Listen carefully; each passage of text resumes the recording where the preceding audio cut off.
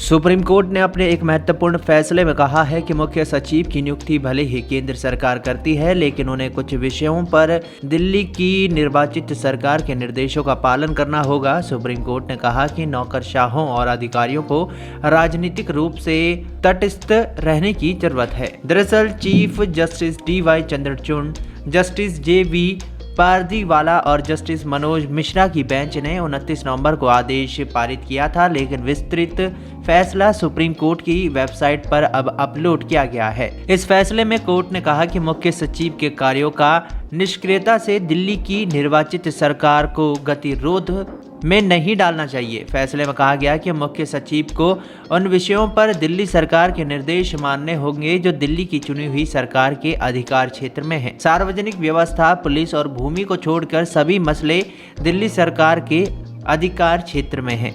इसके साथ ही supreme court ने यह भी कहा कि दिल्ली सरकार के शीर्ष नौकरशाह की सेवाओं को 6 महीने के लिए बढ़ाने के केंद्र के फैसले को कानून का उल्लंघन नहीं माना जा सकता। सुप्रीम कोर्ट का फैसला दिल्ली सरकार की उस याचिका पर आया है जिसमें दिल्ली सरकार ने उनके साथ बिना किसी परामर्श के नए मुख्य सचिव की नियुक्ति या मौजूदा शीर्ष नौकरशाह नरेश कुमार के कार्यकाल को बढ़ाने के केंद्र के कदम का विरोध किया है। नरेश कुमार 30 नवंबर को रिटायर होने वाले थे। अपने 28 पन्नों के फैसले में बेंच ने शीर्ष अदालत के 1973 के एक फैसले का हवाला दिया और कहा कि ये देखा गया था कि मुख्य सचिव का पद बड़े विश्वास का पद और प्रशासन में एक महत्वपूर्ण कड़ी होता है। अदालत ने इस 5 साल न्यायाधीशों की संविधान पीठ के 11 मई के फैसले का हवाला दिया।